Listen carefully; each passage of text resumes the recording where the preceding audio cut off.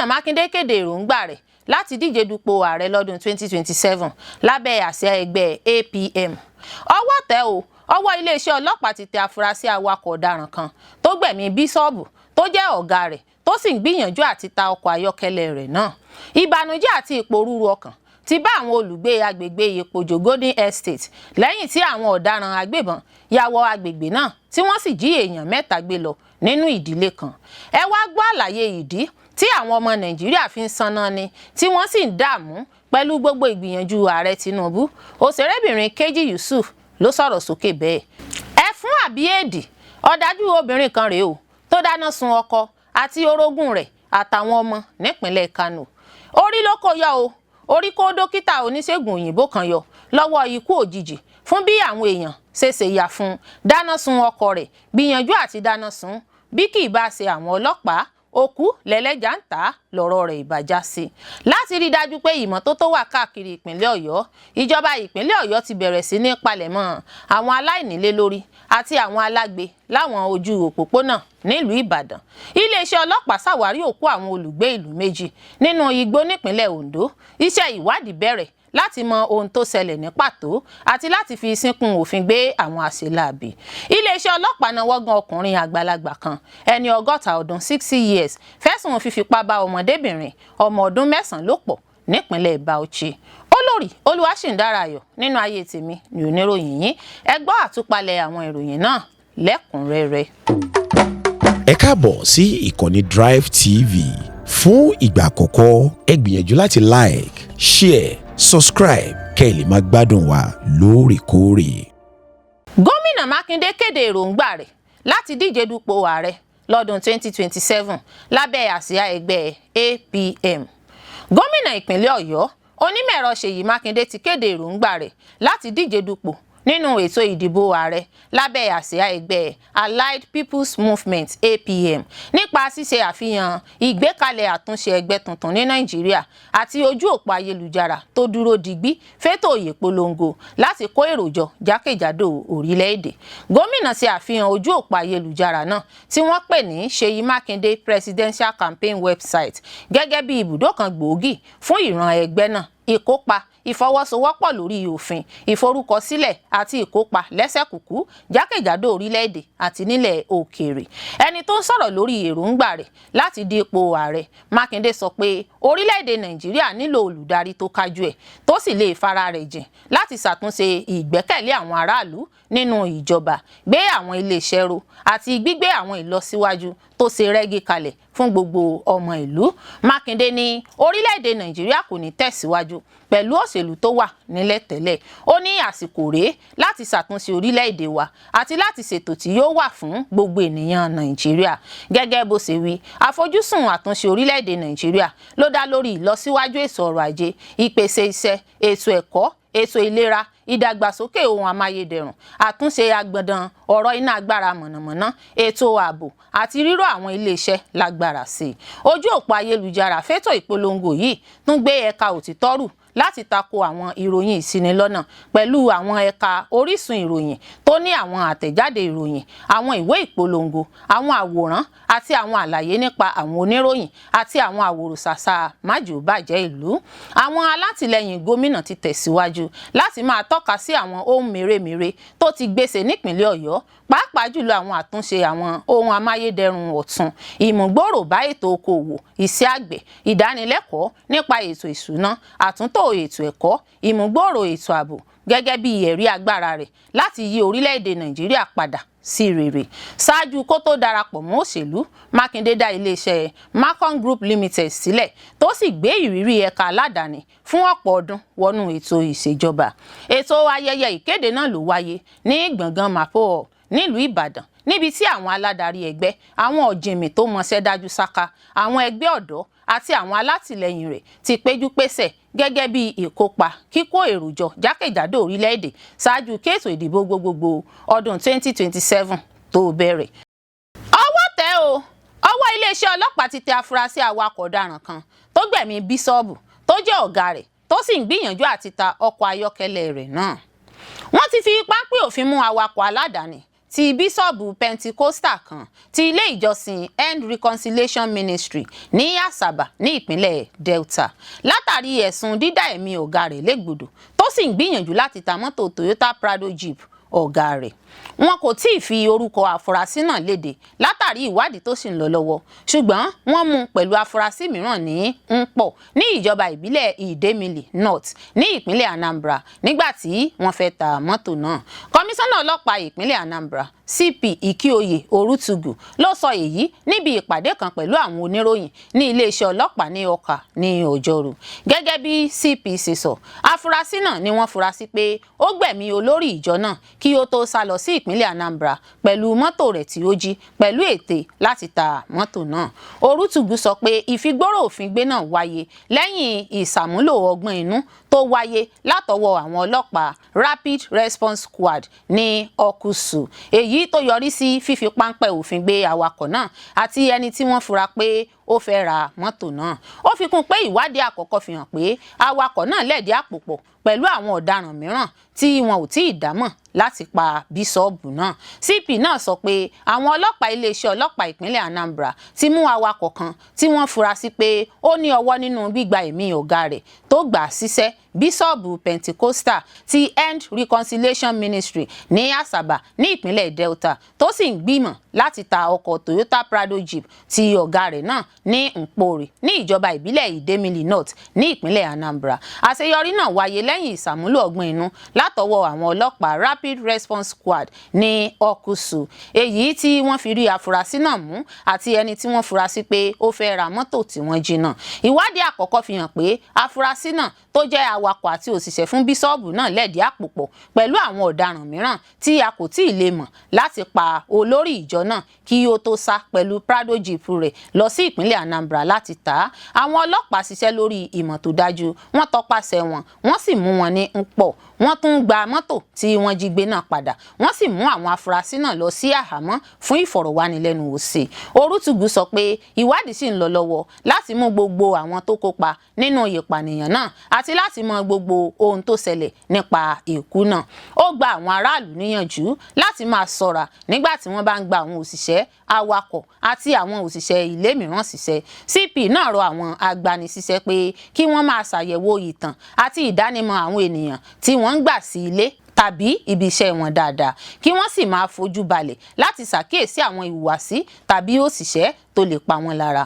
Ó ní à ń fi ń dá àwọn aráàlú lójú pé iléeṣẹ́ ọlọ́pàá sì dúró ṣinṣin lórí iṣẹ́ wọn tó dá lórí ọgbọ́n inú àti ìfọwọ́sowọ́pọ̀ pẹ̀lú àwọn ẹ̀ka ààbò mìíràn láti dáàbò bo ẹ̀mí àti dúkìá káàkiri ìpínlẹ̀ yìí. Ìbànújẹ́ àti ìpòrúurú ọkàn ti bá àwọn olùgbé agbègbè Ìpojò Golden Estate lẹ́yìn tí àwọn ọ̀daràn agbébọn ya wọ agbègbè náà tí wọ́n sì jí èèyàn 3 gbé lọ nínú ìdílé kan. Ìbànújẹ́ àti ìbẹ̀rù ti gba ọkàn àwọn olùgbé Ìpojò Golden Estate ní agbègbè Òkèèrè ní Ìjẹ̀bú Òde ní ìpínlẹ̀ Ògùn lẹ́yìn tí àwọn afurasí agbébọn bandit ya wọ agbègbè náà pẹ̀lú ìbọn lọ́wọ́ wọn ní ìrọ̀lẹ́ ọjọ́ Ajé tí wọ́n sì jí àwọn ọmọ 3 gbé nínú ìdílé kan.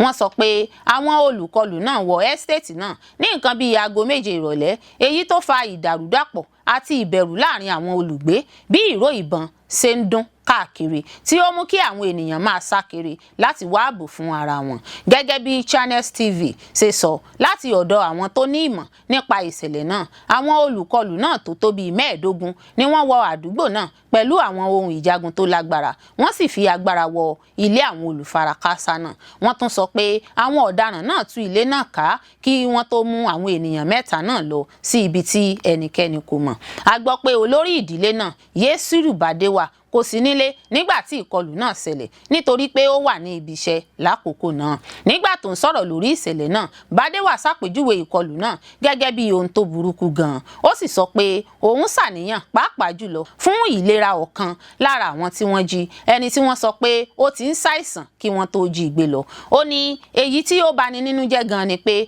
ọ̀kan lára àwọn tí wọ́n jí gbé náà ṣàìsàn, a sì ń bẹ̀rù pé kí ipò rẹ̀ má burú sí i níbi tí wọ́n mú un lọ. À ń bẹ àwọn aláṣẹ àti àwọn ọmọ Nàìjíríà onínúure pé kí wọ́n ràn wá lọ́wọ́. Ìṣẹ̀lẹ̀ náà tún ti mú kí ìbẹ̀rù àti ojó bẹ́ sílẹ̀ láàrin àwọn ènìyàn agbègbè náà nípa ipò tí ètò ààbò wà ní ìpínlẹ̀ Ògùn nígbà tí ìròyìn àwọn ajínigbé àti ìkọlù ń pọ̀ sí ní àwọn agbègbè náà.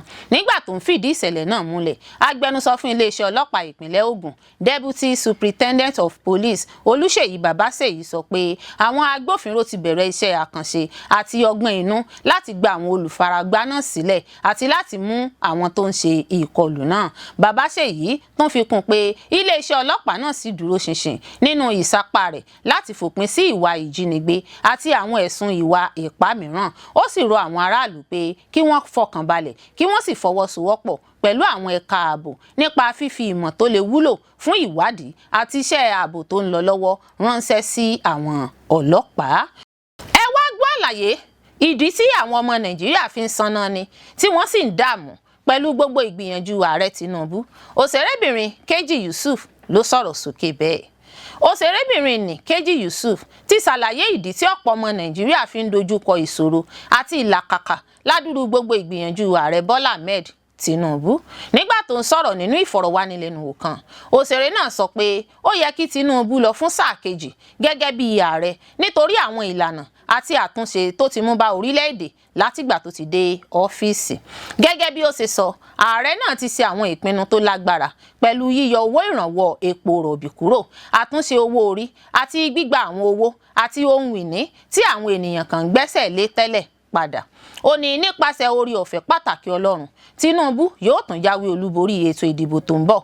Ó ní òun ń pe Ọlọ́run láti ṣe ẹlẹ́rìí nítorí òun rí ohun tí Tinubu ń ṣe. Ó jẹ́ ẹni tó ń fi ọkàn ṣiṣẹ́. Keji Yusuf tún sọ pé kò sí àǹfààní fún igbákejì ààrẹ tẹ́lẹ̀ Atiku Abubakar àti olùdíje ààrẹ lẹ́gbẹ́ òṣèlú Labour Party tẹ́lẹ̀ Peter Obi pé wọn ò lè ṣe ohun tí Tinubu ń ṣe báyìí nínú ìjọba. Ó tún ṣègbè lẹ́yìn ìjọba fún àyípadà ètò ọrọ̀ ajé nípa bí ààrẹ ṣe yọ owó àwọn ará ìlú kúrò nínú ohun tó ní ṣe pẹ̀lú ètò owó ìrànwọ́ epo rọ̀bì. Ó ní ẹ wo owó orí, owó ìrànwọ́ orí epo rọ̀bì àti gbogbo ohun tí ó ti fi owó ṣe, gbígba gbogbo àwọn ohun ìní èyí tí wọ́n ti gbà padà, gbogbo owó àti èrè láti inú owó ìrànwọ́ orí epo rọ̀bì ní àwọn ènìyàn 3 sí 8 máa ń pín. Àwọn tírílíọ̀nù náà ó gba gbogbo rẹ̀ padà, wọ́n wá ń bínú. Síbẹ̀ ẹni tó ń ṣe ìfọ̀rọ̀wánilẹ́nuwò náà tako ọ̀rọ̀ rẹ̀ nípa sísọ pé ọ̀pọ̀ ọmọ Nàìjíríà kò tí ì rí àǹfààní àwọn owó tí wọ́n gbà padà àti àwọn ìlànà ìjọba náà nípa bí àwọn ènìyàn ṣe ń fi ẹ̀dùn ọkàn wọn hàn lórí ebi ọ̀pàgbà fọwọ́mẹkẹ, iná agbára mọ̀nàmọ́ná tó burú àti ìṣòro ètò ọrọ̀ ajé tó ń peléke sí. Ní ìdáhùn sí àtakò náà, òṣèré náà fi ẹ̀sùn kan àwọn òṣìṣẹ́ tó wà lábẹ́ ìjọba àpapọ̀ pé àwọn ni wọn ò tọ àwọn ìlànà tó yẹ kí wọ́n tọ̀. Ó ní Tinubu ń fún wọn ní àṣẹ, ṣùgbọ́n àwọn tó yẹ kí wọ́n mú àṣẹ náà ṣẹ àti pínpín àwọn àǹfààní náà ni kì í ṣe iṣẹ́ dáadáa. Ó ní ẹ wo àwọn alága ìjọba ìbílẹ̀, wọn kì í ṣe ohun tí ó yẹ kí wọ́n ṣe fún àwọn aráàlú. Ó ní lóòótọ́ ọ̀pọ̀ wọn ń gbìyànjú ṣùgbọ́n kì í ṣe gbogbo wọn. Gẹ́gẹ́ bí ó sì sọ, ọ̀pọ̀ àwọn àǹfààní tó yẹ fún àwọn aráàlú kì í dé ọ̀dọ̀ wọn nítorí àìkójú òṣùwọ̀n àwọn òṣìṣẹ́ ìjọba. Gbogbo ohun tí wọ́n ní kí wọ́n ṣe fún àwọn aráàlú kì í dé ọ̀dọ̀ wọn. Tinubu ti fún wọn ní àṣẹ. Ó ní kò sáà ní wá ṣe iṣẹ́ náà fúnra rẹ̀. Tinubu ń gbìyànjú. Òṣèré náà tún ṣàlàyé pé àtìlẹ́yìn rẹ̀ fún ààrẹ náà kò ní í ṣe pẹ̀lú èrè tàbí àǹfààní kankan láti ọwọ́ ẹgbẹ́ òṣèlú olóṣùṣọwọ̀ All Progressives Congress APC. Ó ní òun ò jẹ èrè kankan lọ́wọ́ ẹgbẹ́ òṣèlú APC, ṣùgbọ́n òtítọ́ gbọ́dọ̀ jẹ́ sísọ nígbà tí a bá rí i. Ẹfun àbí eedi, ọ̀dájú obìnrin kan rèé o tó dáná sun ọkọ àti orogún rẹ̀ àtàwọn ọmọ nípínlẹ̀ Kano. Iléeṣẹ́ ọlọ́pàá ìpínlẹ̀ Kano ti fi gbòòrò òfin gbé ìyàwó ilé kan ẹni ọdún 22 32 fẹ̀sùn dídáná sun yàrá orogún rẹ̀ nínú ìṣẹ̀lẹ̀ tó ṣokùnfà bí àwọn èèyàn 4 ṣe farapa yánnayànna ní ilégbèé Manwarori Quarters, Mariri, Kano. Alukoro iléeṣẹ́ ọlọ́pàá ìpínlẹ̀ náà CSP Abdullahi Haruna fìdí ìṣẹ̀lẹ̀ ọ̀hún múlẹ̀ nínú àtẹ̀jáde kan tó jẹ́ gbígbé jáde síta lọ́jọ́rú Wednesday. Ó ní iléeṣẹ́ ọlọ́pàá gba ìpè pàjáwìrì lọ́jọ́ 12 oṣù karùn-ún ọdún 2026 ní déédéé aago 12 òru kọjá 40 ìṣẹ́jú pé arábìnrin kan tórúkọ rẹ̀ ń jẹ́ Mariam Usman ẹni ọdún 22 32 dáná sun yàrá tí orogún rẹ̀ ń gbé. ẹni tórúkọ rẹ̀ ń jẹ́ Fádàùsì Sàmínù ẹni 40 ọdún. Gẹ́gẹ́ bí ìròyìn tó tẹ̀ wá lọ́wọ́, Fádàùsì Sàmínù ẹni tí í ṣe orogún Ismail Sàmínù ọmọ rẹ̀ ọmọ ọdún 3, Kadija Sàmínù ọmọ rẹ̀ ọmọ ọdún 5 àti Sàmínù Meko tí í ṣe ọkọ àwọn ìyàwó náà ló ṣe bẹ́ẹ̀ farapa yánnayànna látàrí ìṣẹ̀lẹ̀ ìjàmbá iná ọ̀hún. Gẹ́gẹ́ bí àtẹ̀jáde náà ṣe wí, gbogbo àwọn olùfarakásá ló jẹ́ gbígbé ní kíámọ́sá lọ sí ọgbà ilé ìwòsàn Sunusi Specialist Hospital Kano níbi tí wọ́n ti ń gba ìtọ́jú lọ́wọ́. Àtẹ̀jáde náà fi kún pé ikọ̀ agbófinró ẹ̀ka ìrédègbèrà lọ sí ibi tí ìṣẹ̀lẹ̀ náà ti wáyé, tí afurasí náà Mariam Usman sì jẹ́ fífigbóró òfin gbé lágbègbè ibi tí ìṣẹ̀lẹ̀ náà ti wáyé, ó sì ti wà láhàámọ́ ní àgọ́ ọlọ́pàá Mariri. Àwọn ohun ẹ̀rí ti jẹ́ sísàwárí, ìwádìí ìfimúfínlẹ̀ lórí ohun tó ṣokùnfà ìṣẹ̀lẹ̀ náà sì ti bẹ̀rẹ̀. Ẹjọ́ náà ló máa jẹ́ títarí ìlú ẹ̀ka agbófinró tó ń rí sí ìwádìí ìṣẹ̀lẹ̀ ọ̀daràn SCID Bompai fún ìwádìí ìfimúfínlẹ̀ tó lóòrìn pẹ̀lú fífi ẹ̀sùn kan afurasí náà nílé ẹjọ́ fún ṣíṣe ẹlòmíràn ní jàǹbá nípa iná àti gbígbìyànjú láti ṣekú pa ara ilé èèyàn. Kọmíṣánná ọlọ́pàá Ibrahim Bakori ti kóró ojú sí ìwà burúkú náà tó sì ṣàpèjúwe rẹ̀ gẹ́gẹ́ bí ìwà ọ̀daràn, ìkà àti èyí tí kò jẹ́ ìtẹ́wọ́gbà rárá bó ti wù kó mọ. Bákan náà ló pàṣẹ pé kí iṣẹ́ ìwádìí ìfimúfínlẹ̀ tó múnádóko jẹ́ gbígbé, kí wọ́n sì rí dájú pé ìdájọ́ òdodo farahàn fún àwọn olùfarakásá ọ̀hún. Kọmíṣánná ọlọ́pàá tún ṣe ìdánilójú pé iléeṣẹ́ ọlọ́pàá yóò rí dájú pé àwọn olùfarakásá náà rí ààbò tó yẹ gbà àti àtìlẹ́yìn lásìkò ìgbẹ́jọ́ náà. Orí ló kó o yọ o, orí kó dókítà oníṣègùn òyìnbó kan yọ lọ́wọ́ ikú òjijì fún bí àwọn èèyàn ṣe ṣèyà fún dáná sun ọkọ rẹ̀, gbìyànjú àti dáná sun bí kì í bá ṣe ọlọ́pàá, òkú lẹ́lẹ́jà ń tà lọ́rọ̀ rẹ̀ ìbàjá sí. Orí kó dókítà oníṣègùn òyìnbó kan yọ lọ́wọ́ ikú òjijì fún bí àwọn ọlọ́pàá ṣe dóòlà rẹ̀ lọ́wọ́ ọ̀pọ̀ èrò tí wọ́n fẹ́ lù ú pa lágbègbè ológun ẹrú nìbàdàn lórí ẹ̀sùn pé ó jí ọ̀dọ́bìnrin 2 gbé. Dókítà náà ni wọ́n sọ pé ó wálé láti Amẹ́ríkà tí wọ́n sì ta àwọn iléeṣẹ́ ọlọ́pàá tó wà lágbègbè ẹlẹ́yẹlé lólobó pé àwọn èèyàn kan ti fẹ́ dáná sun lágbègbè ológun ẹrú. Báyìí làwọn ọlọ́pàá sáré lọ sí agbègbè náà tí wọ́n sì dóòlà rẹ̀ lọ́wọ́ àwọn tó fẹ́ lù ú pa. Bó tilẹ̀ jẹ́ pé ṣáájú káwọn ọlọ́pàá tó dé làwọn èèyàn náà ti dáná sun ọkọ̀ Lexus 330 SUV tó jẹ́ ti ọkùnrin ọ̀hún fẹ̀sùn pé ajínigbé ni. Àìlè sọ èdè Yorùbá àti èdè òyìnbó dáadáa àwọn ọmọbìnrin méjèèjì tó wà pẹ̀lú rẹ̀ jẹ́ kí ọ̀pọ̀ máa fura sí pé ó ṣeéṣe kó jẹ́ ajínigbé. Iléeṣẹ́ ọlọ́pàá ti wá dóòlà rẹ̀ kó òun àti ọ̀dọ́bìnrin méjì, Deborah ọmọ ọdún 15 àti Rebecca ẹni ọdún 12 tó wà nínú ọkọ̀ rẹ̀ lọ sí àgọ́ ọlọ́pàá pẹ̀lú fún ìwádìí kíkún. Ìwádìí tí wọ́n ṣe sì fi hàn pé ọkùnrin náà tí wọ́n pe orúkọ rẹ̀ ní dókítà Afọlábí jẹ́ dókítà oníṣègùn òyìnbó lórílẹ̀‐èdè Amẹ́ríkà, kì í ṣe ajínigbé gẹ́gẹ́ bí àwọn kan ṣe ń sọ. Bákan náà ni ìwádìí tún fìdí rẹ̀ múlẹ̀ pé láti ọwọ́ arábìnrin kan tó ń jẹ́ Ìdòwú Abímbọ́lá tó ń gbé lágbègbè ẹlẹ́yẹlé làwọn ọ̀dọ́bìnrin méjì náà ti tẹ̀lé ọkùnrin ọ̀hún láti ṣèrànwọ́ fún un bá a ṣe àtúnṣe ilégbèé rẹ̀. Arábìnrin Abímbọ́lá ni a gbọ́ pé ó fìdí ọ̀rọ̀ náà múlẹ̀ fáwọn ọlọ́pàá nínú iṣẹ́ ìwádìí wọn. Àwọn ọ̀dọ́bìnrin méjì náà jẹ́rìí sí ọ̀rọ̀ tí arábìnrin Abímbọ́lá sọ fáwọn ọlọ́pàá pé lóòótọ́ iṣẹ́ àtúnṣe ilégbèé rẹ̀ ni àwọn ń lọ bá a ṣe. Ohun tí a gbọ́ ni pé èdè àìyedè bẹ́ sílẹ̀ nígbà tí ọkùnrin náà fẹ́ wọ inú ilé ẹ̀kọ́ gíga pólì Ìbàdàn níbi tí àwọn ẹ̀ṣọ́ elétò ààbò dá a dúró fún àyẹ̀wò. Àmọ́ bí àwọn ọ̀dọ́bìnrin méjì tó wà nínú ọkọ̀ náà ṣe wà, èyí tí wọ́n ṣe ló dàbí ẹni pé ìhòòhò ni wọ́n wà pẹ̀lú irú aṣọ tí wọ́n wọ̀ ló jẹ́ káwọn èèyàn fura sí ọkùnrin náà pé bóyá ó jí àwọn obìnrin ọ̀hún gbé ni. Bí ọkùnrin náà kò ṣe lè dá àwọn ìbéèrè tí wọ́n bí dáadáa àti bí ó ṣe lọ́rí ọkọ̀ padà ló jẹ́ kí ọ̀pọ̀ èèyàn tún fura sí i. Àti pé àìlè sọ èdè Yorùbá àti èdè òyìnbó dáadáa àwọn ọmọbìnrin méjèèjì tún jẹ́ kí ọ̀pọ̀ máa fura sí ọkùnrin náà wípé ó ṣeé ṣe kó jẹ́ ajínigbé. Èyí gan ló jẹ́ káwọn èèyàn kan lé tí wọ́n sì bẹ̀rẹ̀ sí ní lù ú káwọn ọlọ́pàá tó dóòlà rẹ̀. Wọ́n ní láti gbé ọkùnrin náà lọ sí ilé ìwòsàn fún ìtọ́jú lẹ́yìn táwọn ọlọ́pàá dóòlà rẹ̀ tán. Ní báyìí iléeṣẹ́ ọlọ́pàá ti wá ń wá gbogbo èèyàn tó lọ́wọ́ sí lílù dókítà oníṣègùn òyìnbó náà nìbàdàn tí wọ́n tún dáná sun ọkọ rẹ̀. Ìṣẹ̀lẹ̀ ọ̀hún ló wáyé lọ́jọ́ Ajé Monday ọ̀sẹ̀ yìí níbi tí ọ̀pọ̀ èrò ti dáná sun ọkọ̀ Lexus RS 330 SUV ọkùnrin náà. Ẹ̀wẹ̀, kọmíṣánná ọlọ́pàá ìpínlẹ̀ Ọ̀yọ́ CP Abímbọ́lá Olúgbéngà bu ẹnu àtẹ́lu báwọn èèyàn ṣe lu dókítà Àfọlábí lórí ẹ̀sùn ìjínigbé tí wọn ò lè fìdí rẹ̀ múlẹ̀. CP Olúgbéngà wá kìlọ̀ fáwọn èèyàn wípé kí wọ́n yàgò fún ṣíṣe ìdájọ́ ọwọ́ ara ẹni. Ó tún rọ aráàlú láti yàgò fún gbígbé ìròyìn tí wọn kò lè fìdí rẹ̀ múlẹ̀ káàkiri orí ìtàkùn ayélujára. Kọmíṣánná ọlọ́pàá wá pàṣẹ ìwádìí ìṣẹ̀lẹ̀ náà. Bákan náà ni ó pè fún fífi ọwọ́ síkùn òfin mú gbogbo ẹni tó lọ́wọ́ nínú lílu dókítà Àfọlábí àtàwọn tó dáná sun ọkọ rẹ̀. Láti rí i dájú pé ìmọ́tótó wà káàkiri ìpínlẹ̀ Ọ̀yọ́, ìjọba ìpínlẹ̀ Ọ̀yọ́ ti bẹ̀rẹ̀ sí ní palẹ̀mọ́ àwọn aláìnílé lórí àti àwọn alagbe láwọn ojú òpópónà nílùú Ìbàdàn.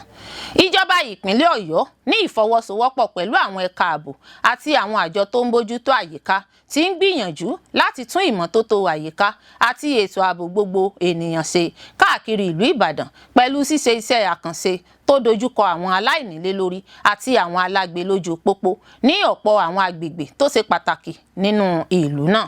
Ìgbésẹ̀ náà ló jẹ́ gbígbé jáde ní ìrọ̀lẹ́ Ọjọ́bọ̀ pẹ̀lú àwọn ẹ̀ka bíi Ọ̀yọ́ State Rule of Law Enforcement Authority (OYRLEA), Ministry of Environment and Natural Resources, Nigerian Police Force, Àmọ̀tẹ́kùn Corps àti Environmental Task Force. Iṣẹ́ pàtàkì náà tí alága Ọ̀yọ́ State Environmental Task Force DCP Francis Ojoma RTD darí ló lọ káàkiri àwọn agbègbè pàtàkì bíi Bẹrẹ, Mapo àti Ọjà Àbá.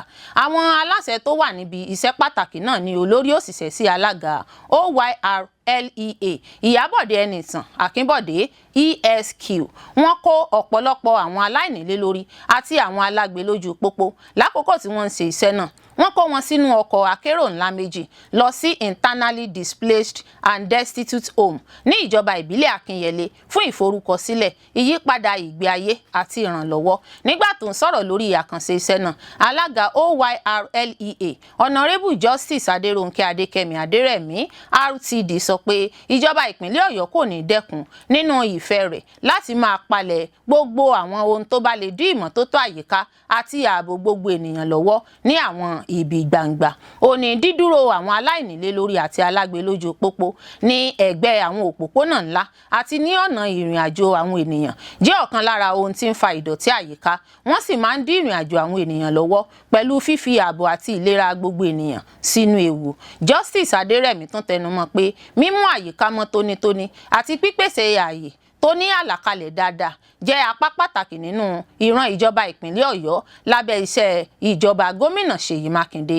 Àyíká tó mọ́ tó sì ní ààbò dáadáa jẹ́ ohun pàtàkì fún ìdàgbàsókè ìlú tó lè dúró ṣinṣin àti fún ìlera àwọn olùgbé. Ó tún bẹ àwọn aráàlú pé kí wọ́n ṣe àtìlẹ́yìn fún ìsapá ìjọba nípa dídènà bíbẹ̀bẹ̀ lójú pópó àti nípa fífi ọwọ́ sowọ́pọ̀ pẹ̀lú àwọn aláṣẹ láti mú kí òfin àti àlàkalẹ̀ dúró ṣinṣin káàkiri ìpínlẹ̀ náà. Gẹ́gẹ́ bí àjọ náà sì sọ, iṣẹ́ agbófinró náà yóò máa tẹ̀síwájú ní ìlú Ìbàdàn àti àwọn agbègbè mìíràn ní ìpínlẹ̀ Ọ̀yọ́ gẹ́gẹ́ bí apá kan nínú àwọn ìgbésẹ̀ tó ń lọ lọ́wọ́ láti jẹ́ kí àwọn àdúgbò túbọ̀ ní ààbò, kí ó mọ́ tónítóní tí ó sì lè dùn gbé fún àwọn olùgbé ìlú, àwọn àlejò àti àwọn ilé iṣẹ́. Iléeṣẹ́ ọlọ́pàá náwó gan ọkùnrin àgbàlagbà kan ẹni 60 ọdún 60 years fẹ̀sùn fífipá bá ọmọdébìnrin ọmọ ọdún 9 lò pọ̀ nípínlẹ̀ Bauchi. Ikọ̀ agbófinró iléeṣẹ́ ọlọ́pàá ìpínlẹ̀ Bauchi ti fi gbòòrò òfin gbé ọkùnrin àgbàlagbà kan tórúkọ rẹ̀ ń jẹ́ Musa Garba fẹ̀sùn fífipá bá ọmọdébìnrin ọmọ ọdún 9 lò pọ̀ ní Magama Gumau níjọba ìbílẹ̀ Toro nípínlẹ̀ náà. Agbẹnusọ iléeṣẹ́ ọlọ́pàá ọ̀hún CSP Nafiu Habib sọ ọ̀rọ̀ yìí di mímọ̀ nínú àtẹ̀jáde kan tó dé sọ́wọ́ àwọn akọ̀ròyìn lọ́jọ́bọ̀ Thursday. Gẹ́gẹ́ bí àtẹ̀jáde náà ṣe wí, wọ́n fi ìṣẹ̀lẹ̀ náà tó olú iléeṣẹ́ àgọ́ ọlọ́pàá Toro létí lọ́jọ́ Ẹtì Friday nípasẹ̀ bàbá ọmọ olùfarakásá náà. Habib sọ pé olùfẹjọ́sùn náà ẹni ọdún 47 47 years fẹ̀sùn kàn pé afurasí kan tan ọmọdébìnrin òun kan wọ kọ̀rọ̀ kan lọ́jọ́ 7 oṣù karùn-ún ọdún 2026 ní nǹkan bíi aago 4 ọ̀sán. Agbẹnusọ ọlọ́pàá sọ wípé gbàrà tí ìṣẹ̀lẹ̀ náà dé sétígbọ̀ àwọn ọlọ́pàá kíámúsá ni wọ́n gbéra nílẹ̀ tí wọ́n sì lọ́ọ́ fi gbòòrò òfin gbé afurasí náà lẹ́yìn tí wọ́n fi ẹjọ́ náà sùn. Gẹ́gẹ́ bí agbẹnusọ iléeṣẹ́ ọlọ́pàá ṣe wí, afurasí náà jẹ́wọ́ ìwà ọ̀daràn tó wù lẹ́rọ̀ lásìkò ìfọ̀rọ̀wánilẹ́nuwò tó sì tún tẹ̀síwájú nípa jíjẹ́wọ́ pé òun ti wu irú ìwà yìí sí olùfarakásá náà ní ọ̀pọ̀ ìgbà ní agbègbè ọ̀tọ̀ọ̀tọ̀. Habib ṣàlàyé pé àti olùfarakásá àti afurasí ló jẹ́ gbígbé lọ ọgbà ilé ìwòsàn General Hospital Toro fún àyẹ̀wò ìlera àti ìtọ́jú. Ó tẹ̀síwájú, ó ní lásìkò ìwádìí ìfimúfínlẹ̀ náà olùfarakásá tún jẹ́wọ́ pé afurasí míì tí orúkọ rẹ̀ ń jẹ́ Nafiu tí wọn kò mọ orúkọ bàbá rẹ̀ tó ti na pápábora náà lọ́wọ́ nínú ṣíṣe àṣemáṣe pẹ̀lú ọmọdébìnrin náà níbòmíràn bákan náà. Agbẹnusọ ọlọ́pàá sọ pé afurasí tó jẹ́ fífi gbòòrò òfin gbé náà ti jẹ́ títaari lọ ẹ̀ka agbófinró tó ń rí sí ìwádìí ìṣẹ̀lẹ̀ ọ̀daràn SCID ní Bauchi fún ìwádìí ìfimúfínlẹ̀ tó lọ́rìn àti ìjìyà tó tọ́. Ó sọ wípé gbogbo ìgbésẹ̀ ìgbìyànjú ń lọ lọ́wọ́ láti fi sìnkún òfin gbé afurasí tó na pápábora ọ̀hún. Àtẹ̀jáde náà tún jẹ́ kó di mímọ̀ pé kọmíṣánná ọlọ́pàá ìpínlẹ̀ náà Sani Ọmọlórí Aliu ti kóró ojú sí ìwà ọ̀daràn náà. Ó sì tún fìdí rẹ̀ múlẹ̀ pé iléeṣẹ́ ọlọ́pàá kò ní fàyè gba àwọn ìwà ọ̀daràn tó ní í ṣe pẹ̀lú àwọn ọmọdé àti ìfipábánilòpọ̀. Aliyu wá pàrọwà fún àwọn òbí àti alágbàtọ́ láti wà lójúlá lákànfí sọ́rí kí wọ́n sì máa fi ìṣẹ̀lẹ̀ yòówù tó bá mú ìfura dání tó àwọn àjọ elétò ààbò létí lójú ẹsẹ̀. Àtẹ̀jáde náà fi kún pé iléeṣẹ́ ọlọ́pàá ti mú dá àwọn aráàlú lójú pé ìdájọ́ òdodo yóò farahàn níbàámu pẹ̀lú òfin. Iléeṣẹ́ ọlọ́pàá ṣàwárí òkú àwọn olùgbé ìlú méjì nínú igbó nípínlẹ̀ Ondo. Iṣẹ́ ìwádìí bẹ̀rẹ̀ láti mọ ohun tó ṣẹlẹ̀ ní pàtó àti láti fi sìnkún òfin gbé àwọn àṣeláàbí. Iléeṣẹ́ ọlọ́pàá ìpínlẹ̀ Ondo lọ́jọ́rú Wednesday ti sọ wípé òun ti darí ikọ̀ agbófinró lọ ìlú Akótógbó níjọba ìbílẹ̀ Ìrèlè nípínlẹ̀ náà lẹ́yìn tí wọ́n ṣàwárí òkú àwọn olùgbé ìlú méjì nínú igbó láàrin agbègbè náà. Àwọn olóògbé náà tí wọ́n pe orúkọ wọn ní Lóyìnmíbọ̀dé àti Andrew Friday ni wọ́n bá òkú wọn láwọn ibi ọ̀tọ̀ọ̀tọ̀ láàrin ìlú náà nínú ìṣẹ̀lẹ̀ tó wáyé láàrin oṣù kan. Ìṣẹ̀lẹ̀ náà ti sọ agbègbè ìgbèríko ìlú náà sínú ìpayà ìbẹ̀rùbojo pẹ̀lú bí àwọn olùgbé ìlú ṣe ń pè fún ìdásí kánmọ́nkóbó nípasẹ̀ àjọ elétò ààbò àti ìjọba ìpínlẹ̀. Ẹni tó ń fìdí ìṣẹ̀lẹ̀ náà múlẹ̀, alukoro iléeṣẹ́ ọlọ́pàá ìpínlẹ̀ náà Àbáyọ̀mí Jímọ̀ sọ wípé iléeṣẹ́ ọlọ́pàá ti gbọ́ nípa ìṣẹ̀lẹ̀ náà ó sì ti gbé àwọn ìgbésẹ̀ tó yẹ láti dá àlàáfíà padà bọ̀ sípò lágbègbè náà. Ó ní iléeṣẹ́ ọlọ́pàá ní ìfarajìn nínú òfin àṣẹ ìdáàbòbò ẹ̀mí àti dúkìá àwọn olùgbé ìlú ìpínlẹ̀ Ondo tó ń pa òfin mọ́. Ó fi kún pé àwọn ìgbésẹ̀ ọ̀nà àbáyọ ti jẹ́ gbígbé láàrin ìlú Akótógbó àtàwọn ìlú tó yíká lójúnà láti dènà ìtàpásófin àti dídá omi àlàáfíà ìlú rú. Agbẹnusọ iléeṣẹ́ ọlọ́pàá tún jẹ́ kó di mímọ̀ pé àwọn ìgbésẹ̀ ti ń lọ lọ́wọ́ láti dá àwọn aṣeláàbí náà mọ̀, láti fi gbòòrò òfin gbé àwọn ọ̀daràn tó lọ́wọ́ nínú ikú àti láti fojú wọn winá òfin.